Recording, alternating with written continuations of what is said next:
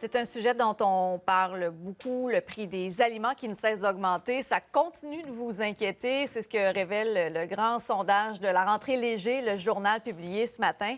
En fait, Andy, 3 des 5 sujets les plus abordés cet été avec les proches, ça touche l'inflation. Ça touche l'inflation, ça touche vos poches et vos finances à la maison. Vous avez raison, André, c'est le prix des aliments qui trône au sommet. En l'occurrence, c'est le coût du panier d'épicerie. Vous le savez, vous le remarquez, la facture peut rapidement devenir salée. On est en direct pour vous ce midi d'un marché d'alimentation de Montréal où on vous a posé quelques questions cet avant-midi. 2 enfants à la maison? 2 enfants à la maison. C'est certain que aussi ça fait partie du budget, il faut inclure ça, on court les rabais. On regarde plus.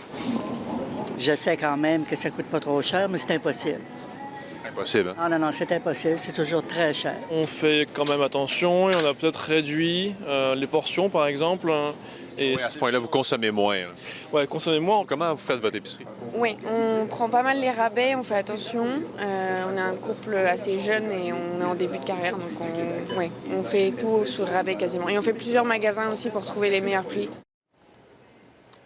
En chiffres, ça veut dire quoi? Vous allez voir des tableaux apparaître à l'écran. Le prix des aliments, donc, qui arrive, vous le voyez, devant les événements météorologiques extrêmes. On en a parlé des feux de forêt, par exemple, cet été. Le prix de l'essence, les taux d'intérêt et un éternel sujet, les chantiers de construction.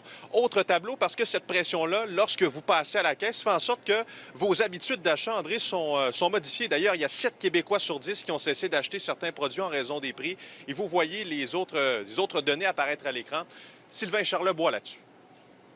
On dépense à peu près le même montant d'argent à l'épicerie par rapport à l'année dernière. C'est ce qui fait peur un peu. Dans le fond, les gens gardent le même budget, mais vont aller vers des produits moins chers, dans le surgelé aussi. Donc, tout ce qui est en périphérie du magasin, là, le frais, là, on délaisse ça pas mal plus et on va vers le centre du magasin et le surgelé. Au lieu d'envoyer des chèques, là, je pense qu'il serait mieux, c'est de penser à des thèmes alimentaires, un peu comme on le voit avec le SNAP américain, là.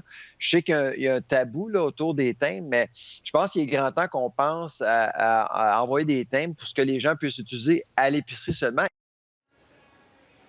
Plusieurs données sont disponibles sur toutes nos plateformes, donc Journal de Montréal, Journal de Québec, au tvanouvelles.ca aussi. On parle taux hypothécaire, taux d'endettement, etc. Je reviendrai avec d'autres extraits d'entrevue un peu plus tard tout au long de la journée. Parfait. Merci, Andy. Et nous, on